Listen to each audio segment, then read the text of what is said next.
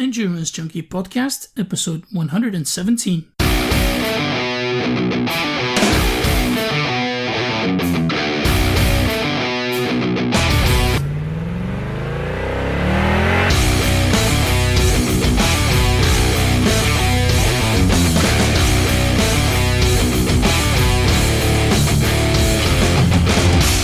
Hey Junkies, how are you doing?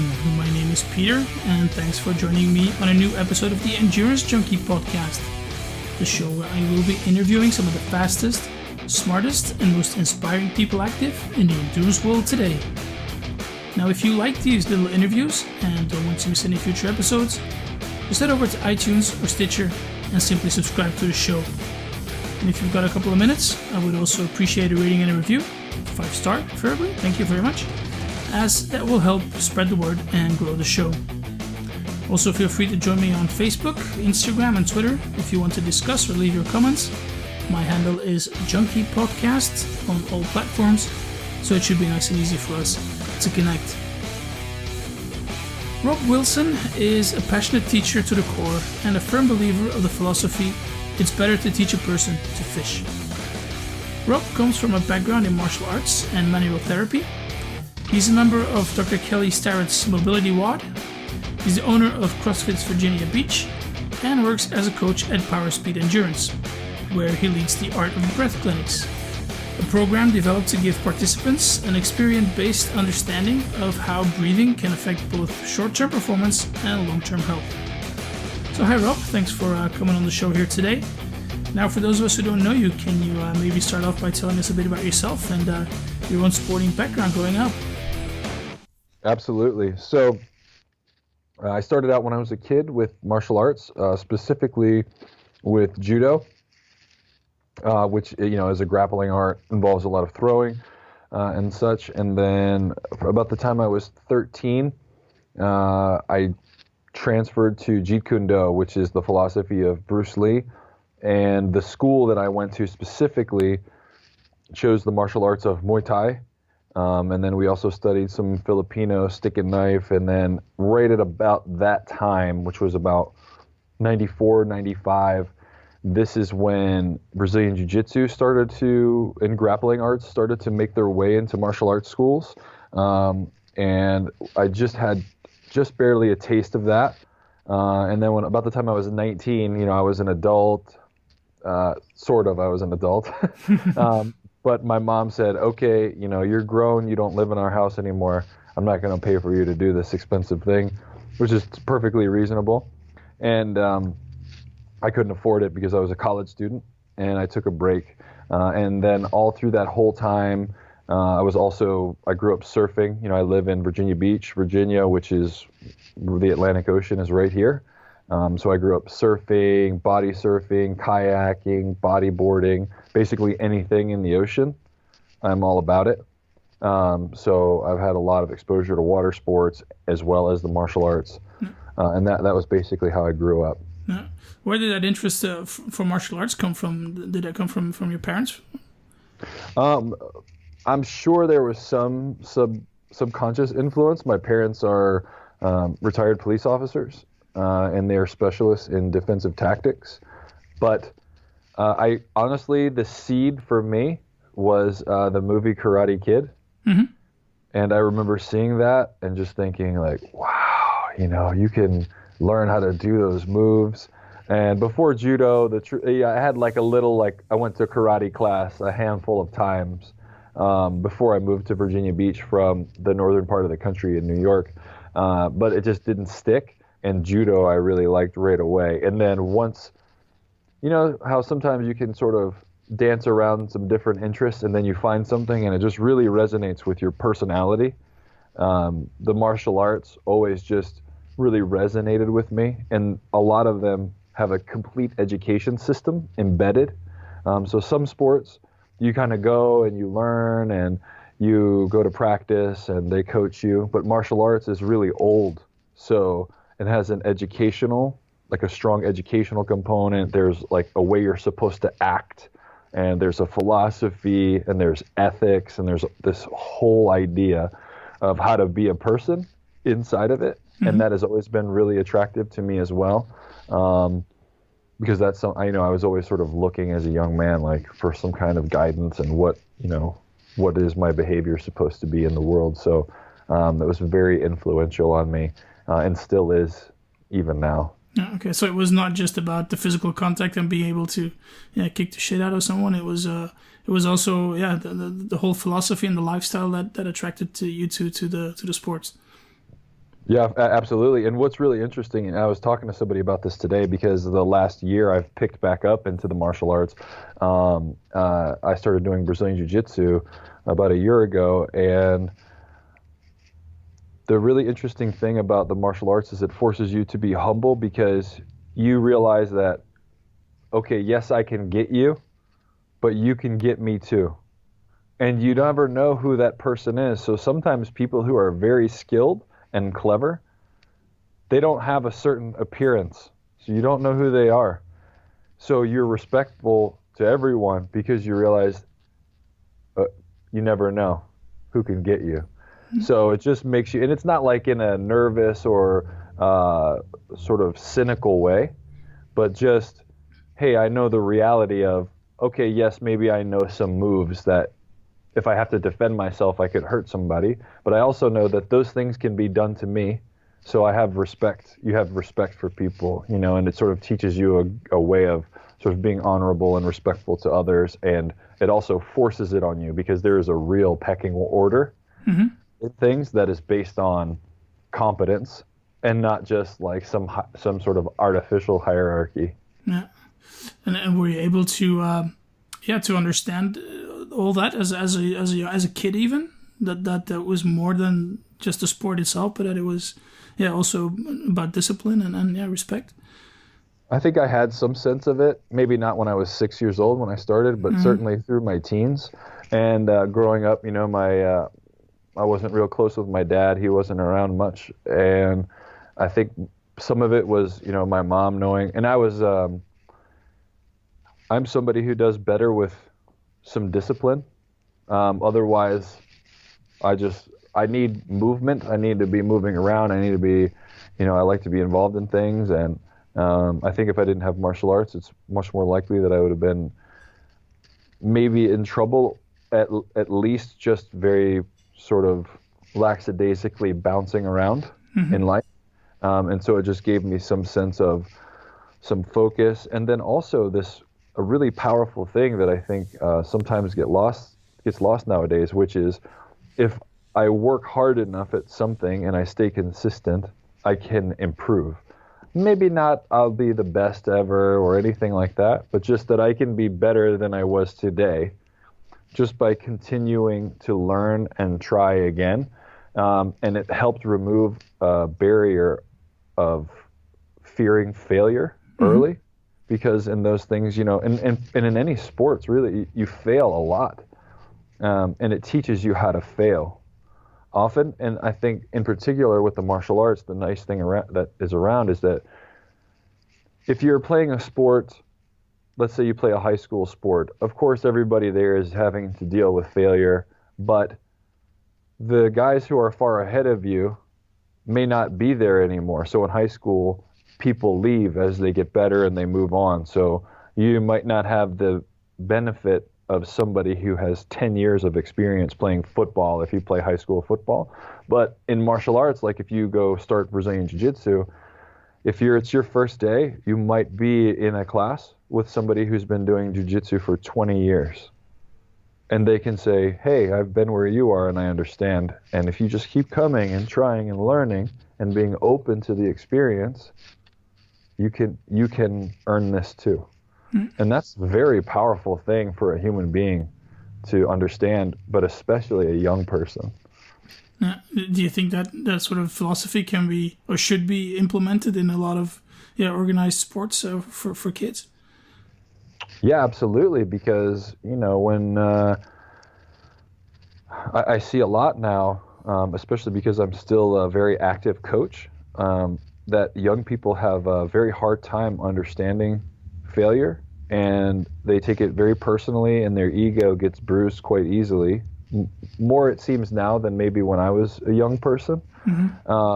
People are so oriented towards the ends of something, that they're not engaged in the very process that will earn them the ends that they're after.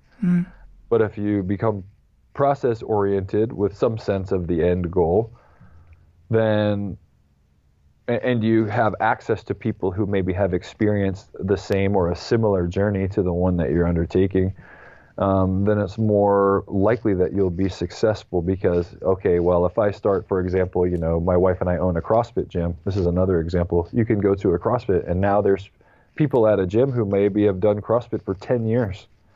And they can say, oh, man, I remembered when I tried that move the first time. It's okay.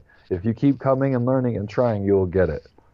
So being in an environment where there are people who are more experienced, I think helps skew the idea around failure. Yeah, okay. So I don't know if it's the case in the States, but here in Belgium, my son is 6 and he plays soccer.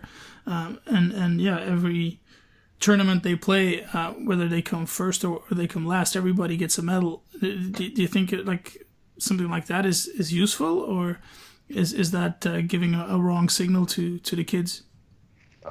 In my opinion, it's giving a wrong signal. I think it's good to acknowledge effort. Yep.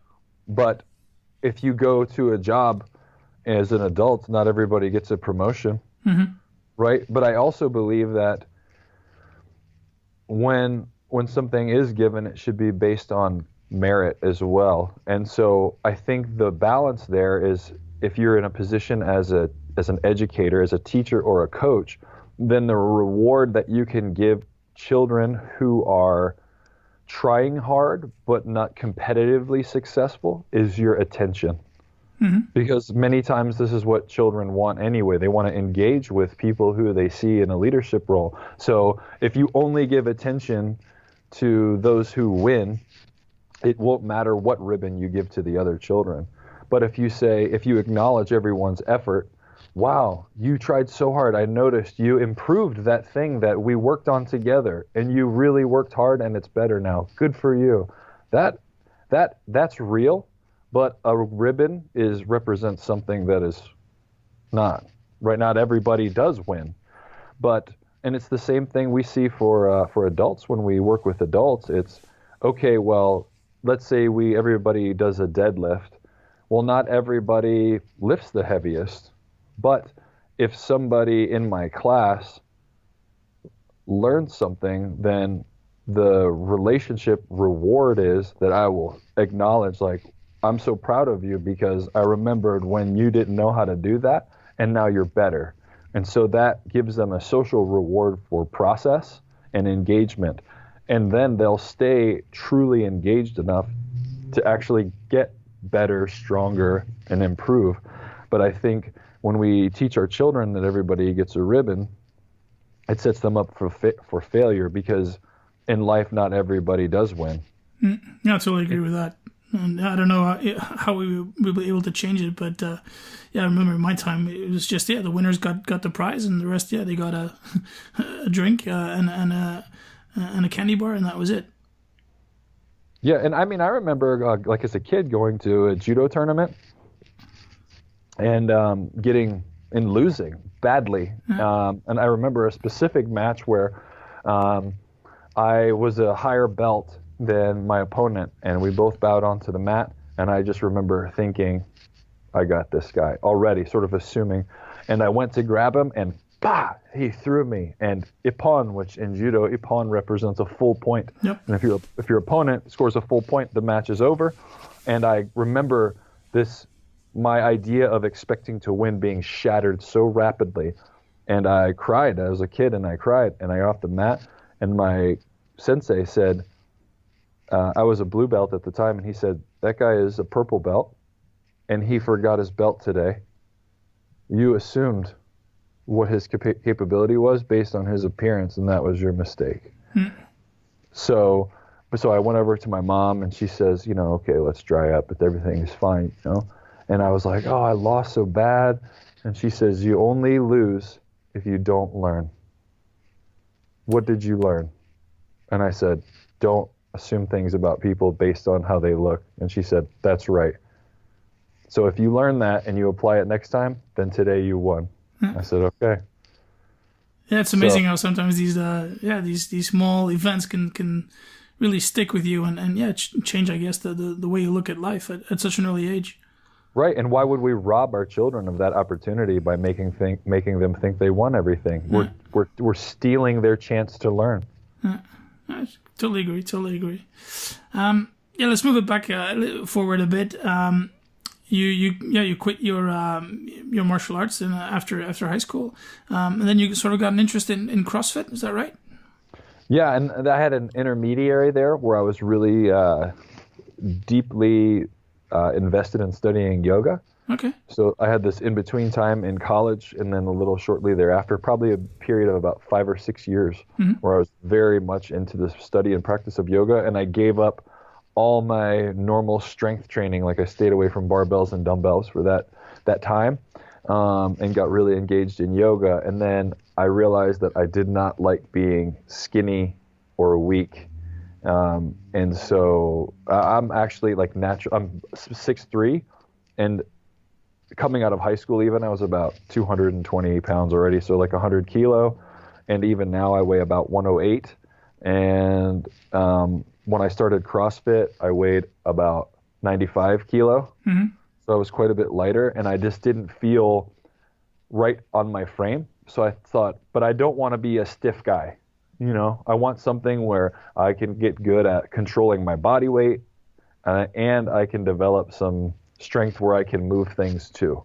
And I was actually a UFC fan at the time, and I came across a magazine where it had a UFC fighter at the time was using CrossFit as his conditioning.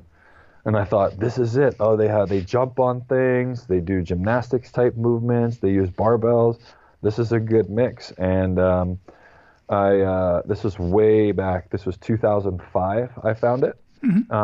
And then sometime in the course of that year, looking online and that, I came across CrossFit Virginia Beach, which is the affiliate that my wife and I own now.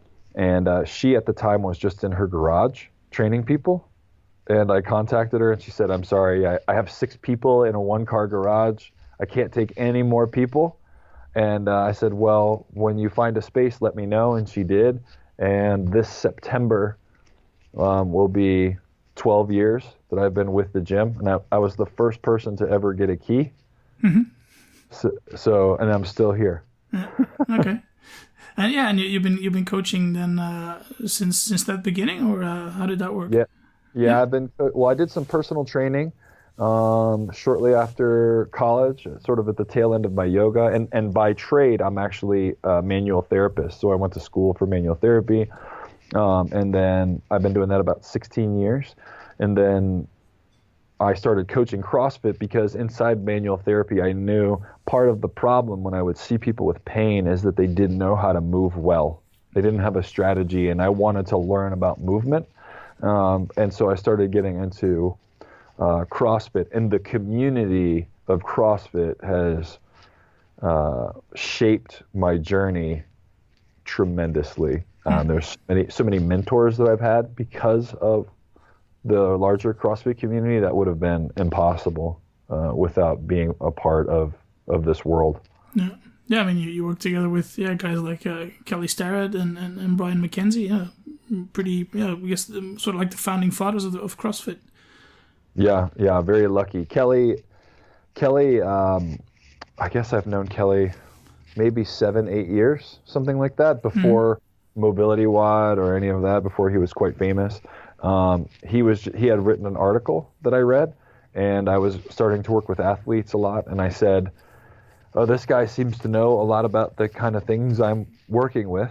And I wrote him an email just randomly, and he wasn't nearly as busy as he is now, and he was kind enough to email me back, and we started a conversation. And then when his seminars came to be, he asked, hey, you're really familiar with these concepts. Do you want to teach with us? Yes, sure.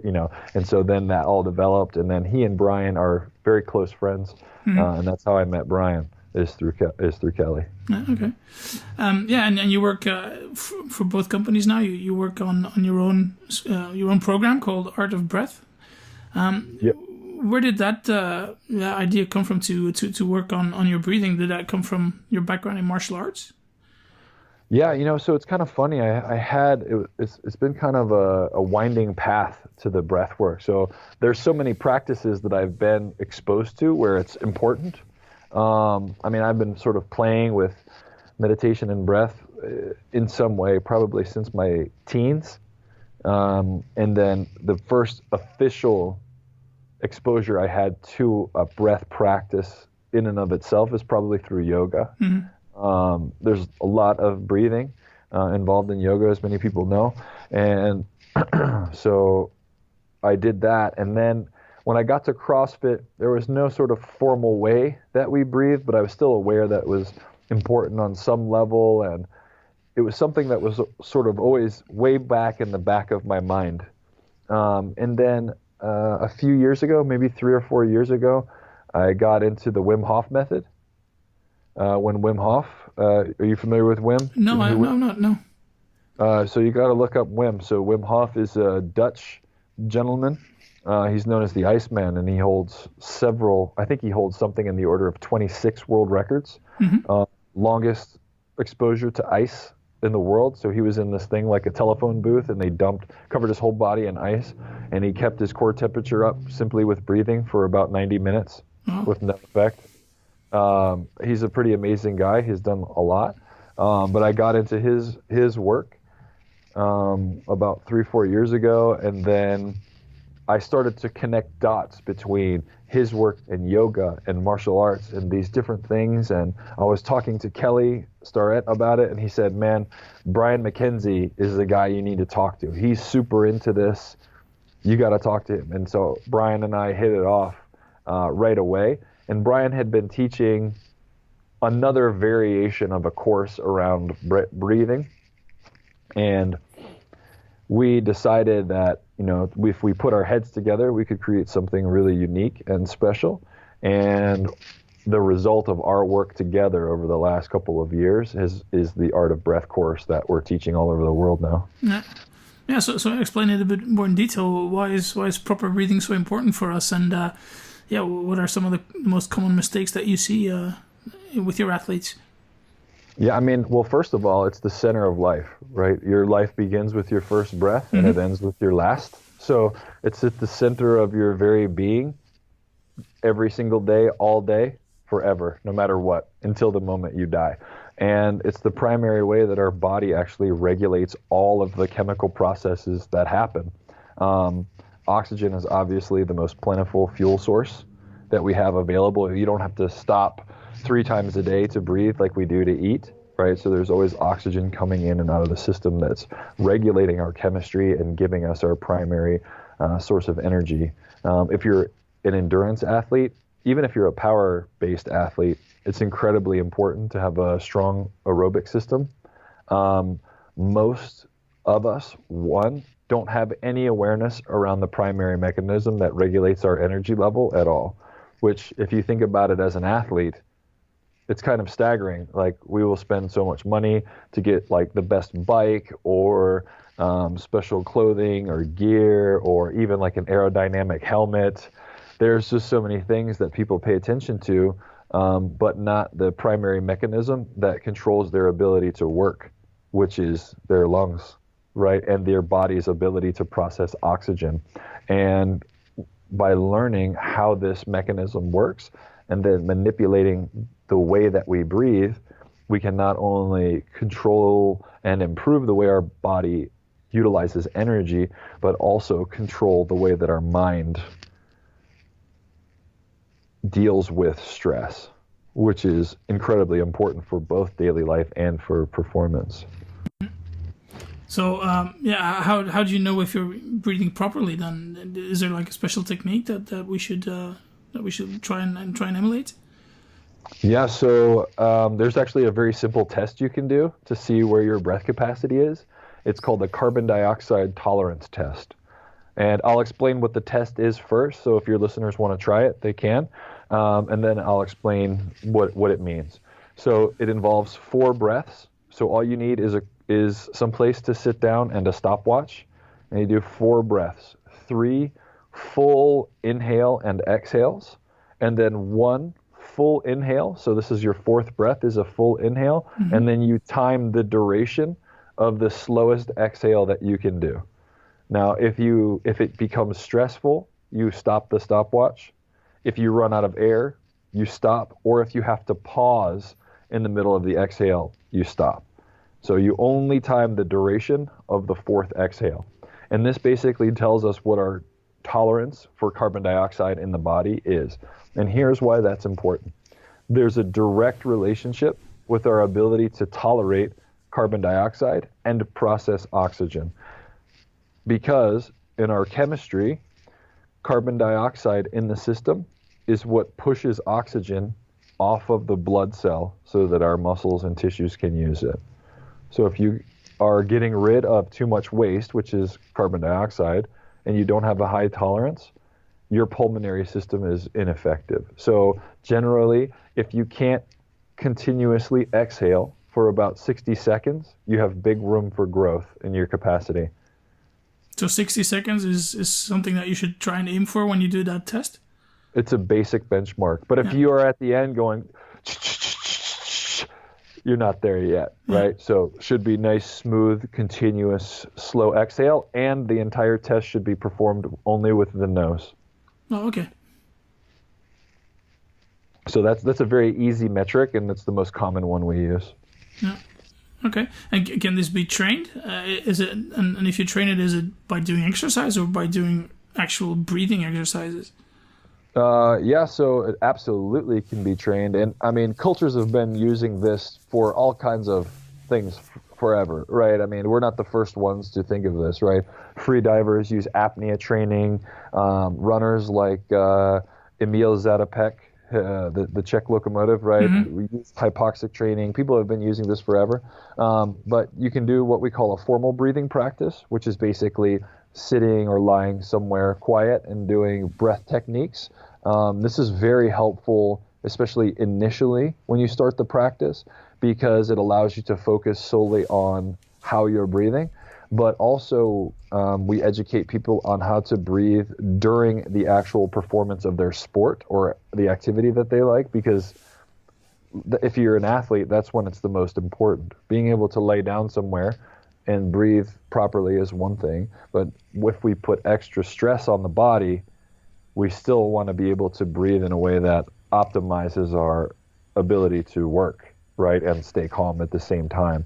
So we want, for us, when we teach at the Art of Breath, it's both, yes, I can sit down and breathe properly and relax myself, but I can also breathe in a way that allows me to perform better in sport.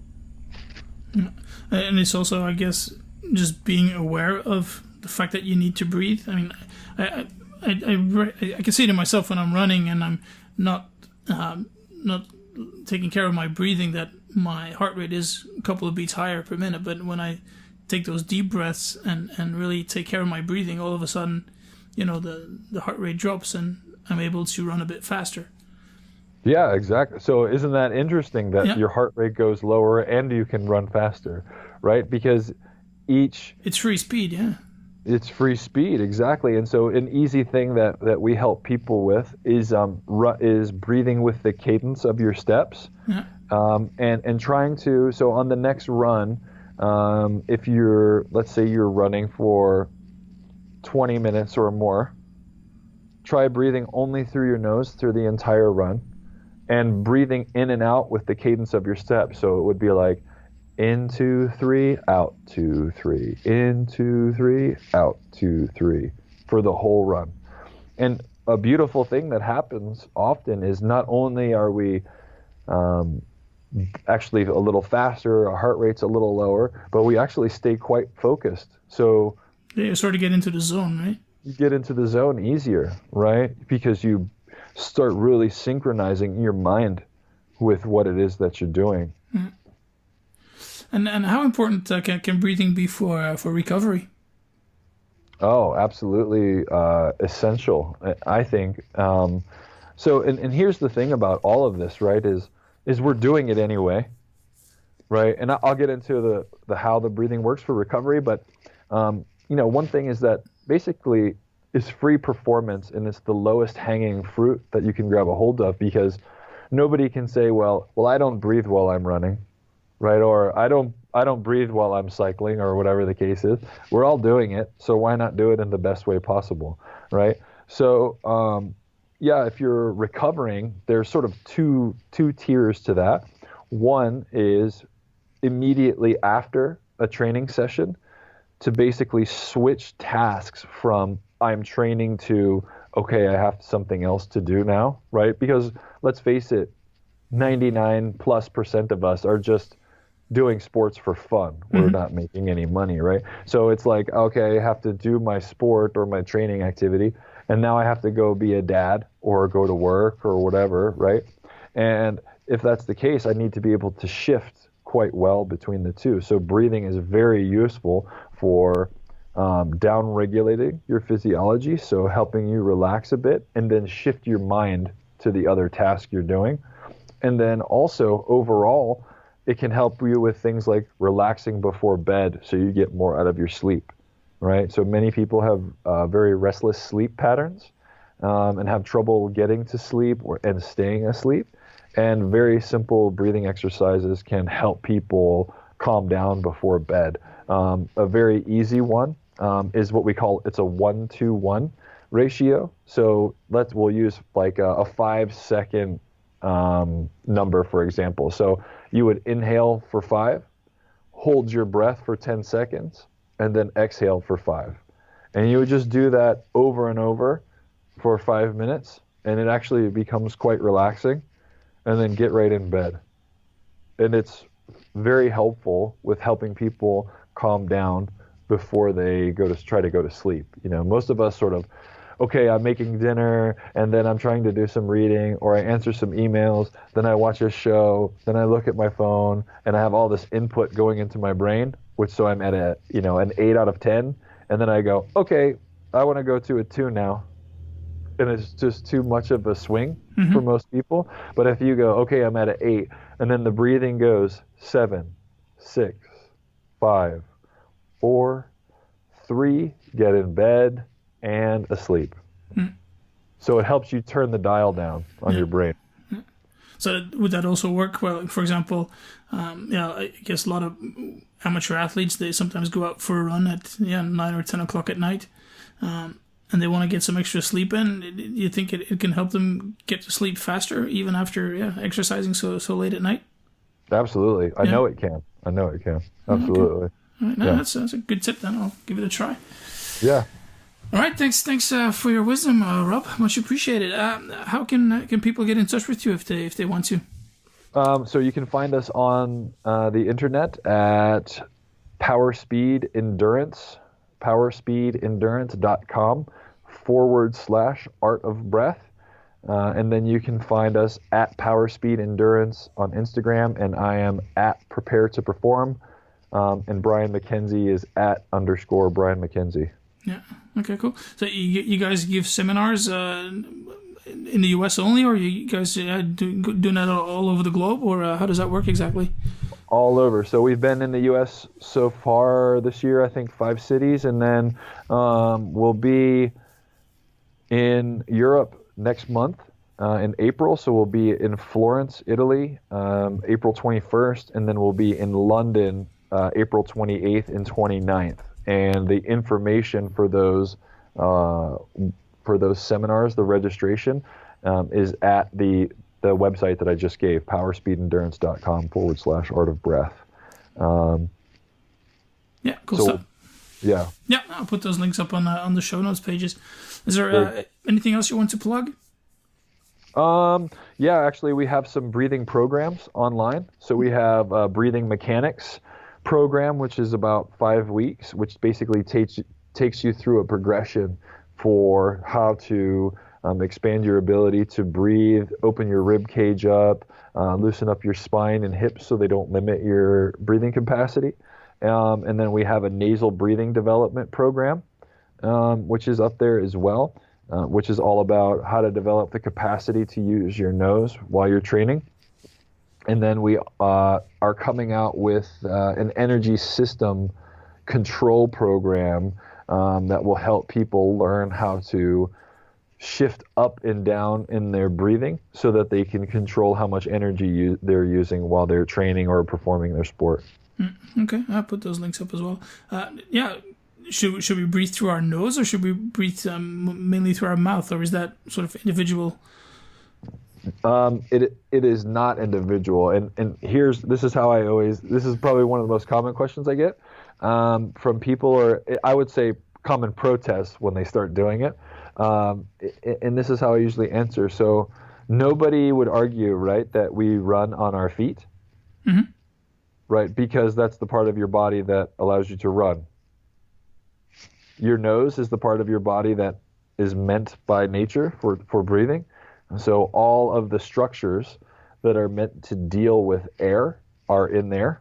Hair, sinuses with mucus, there's immune cells, humidity.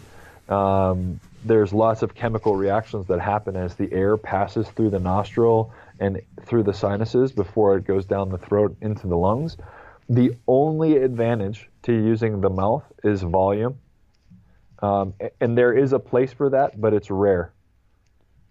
You can't get away with it for very long. It's very inefficient. Yeah, okay. Because my wife, for example, she's got, I think, really tiny nostrils, and she's not able to get as much air through her nose as through her mouth. Is that something that she needs to look at and maybe have surgically improved? I don't know if it needs to be surgically improved. I know of plenty of folks who have had lots of success just through training, and the sinuses have opened up in the back enough to allow them to draw quite a bit of air, regardless of genetic nostril size. Yeah.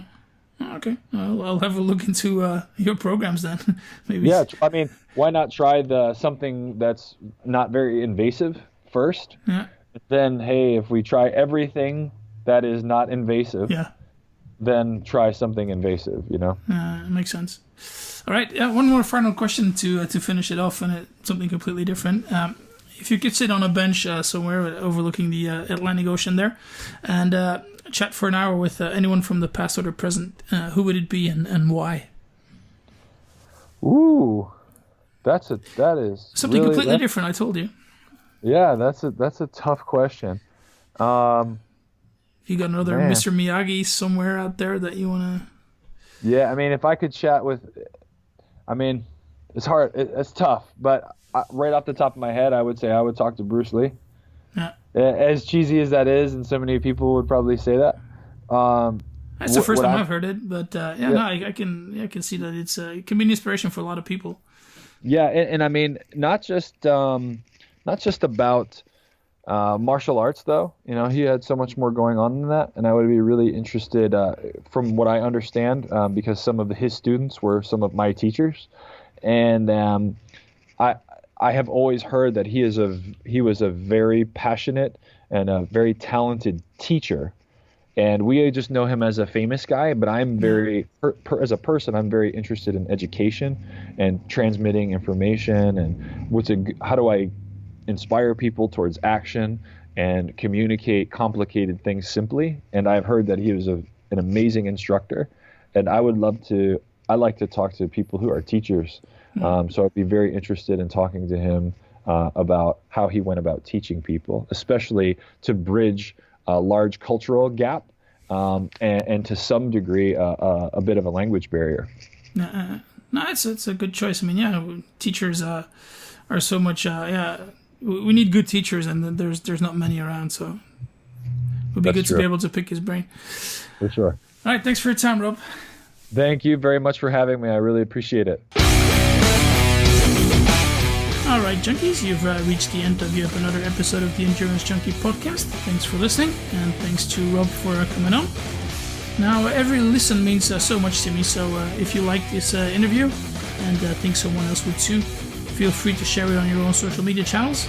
That would be awesome and very much appreciated. Now, if you have suggestions for possible future guests, shoot me an email at peter@junkiepodcast.com, and I'll try to make it happen. Alright guys, thanks for listening, and I hope you'll join me next time. Cheers.